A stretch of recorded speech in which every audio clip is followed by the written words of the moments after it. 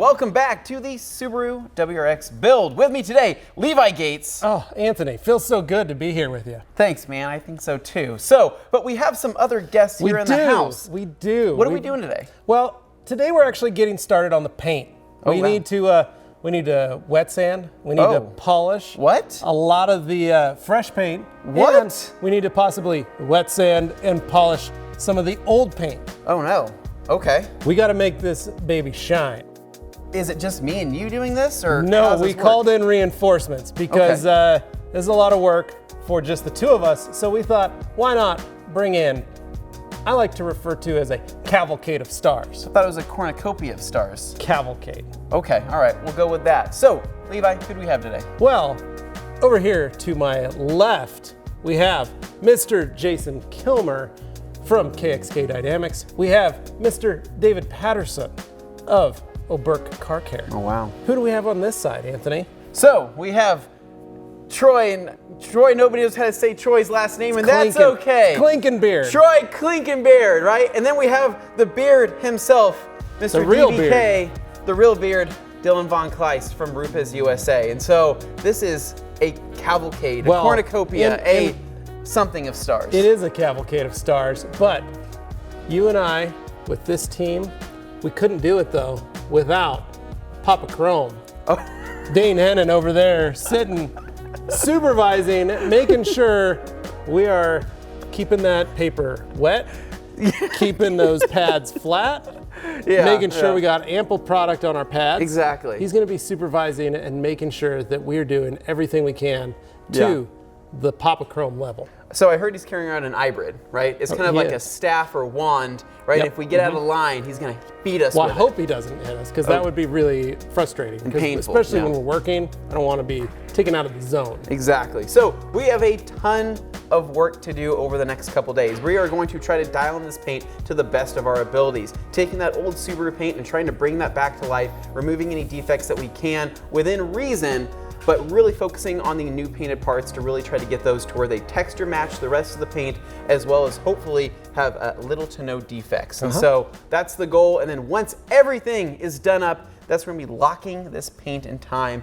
with our friends helping with the ceramic coating here in the next couple days as well. That's right. We're really excited. So we have a lot of work to do. Let's get started.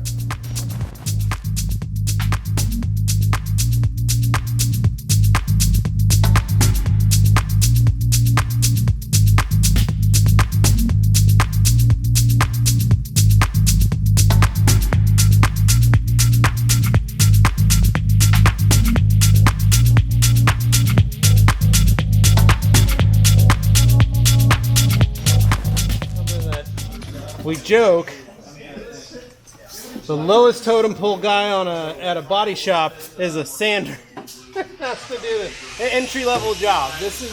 But for detailers, this is like the be-all, end-all to be a wet sander. So it's very strange because a detailer's job is to make paint even prettier than what the body shop can do. And so this, as you guys know, all these panels had sprayed by Sean McNally at Regenerated Rides, and Sean made sure that he didn't touch them. Literally straight out of the gun, this is what we got. And the filters were a little dirty, so we've got a couple little spots and stuff that we're trying to get out, little dirt that sat on the paint while it was hardening and clearing. So we're just getting those out. It's going to make everything a lot smoother and nicer, and then once this is all done, it's going to look a lot worse. And then it's going to look really pretty. So you guys will fall into this when we're done, and you will be very impressed. So as bad and as scary as this looks, and you guys are like, oh, that's brand new paint, they're just going to town on it. There is a method to the madness.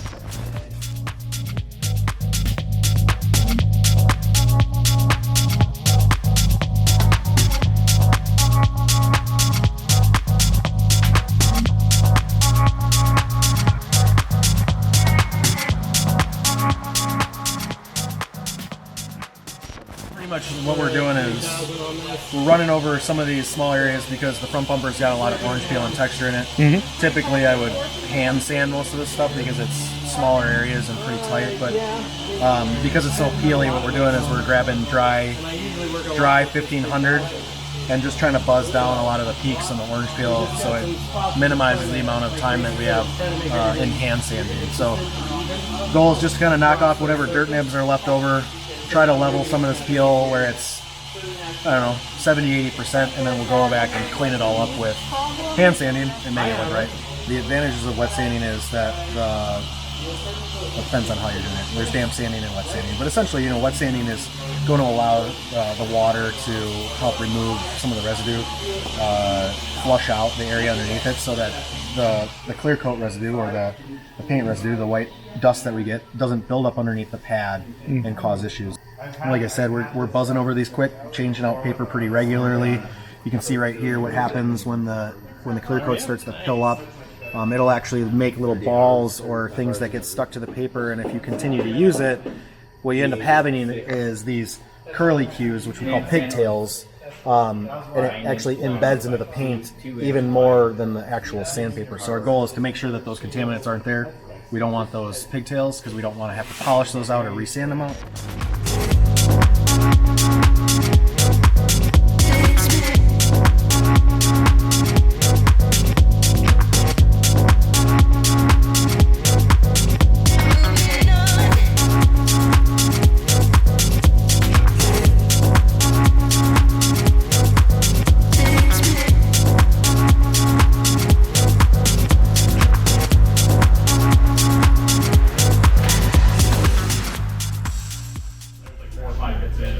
I'm gonna have to scrape it either coming this way or this way with the blade, so I'm gonna build it up with tape here because it's a little dry down here, so we don't nick anything. Because if the edge of the blade is still soft paint, if the edge of the blade catches, it's gonna dig and go all the way down. So we are refining our scratch pattern to make a easier buff out.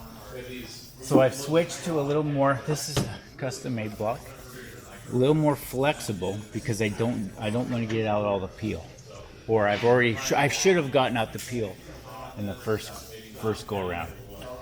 So we've taken 2000, a little bit softer foam, and refining that scratch to 2000. Typically speaking, if you take 15 passes with your 1500 grit or 1000, you want to do double the amount to make sure we got all of our 15 out, and then we'll proceed to 3000.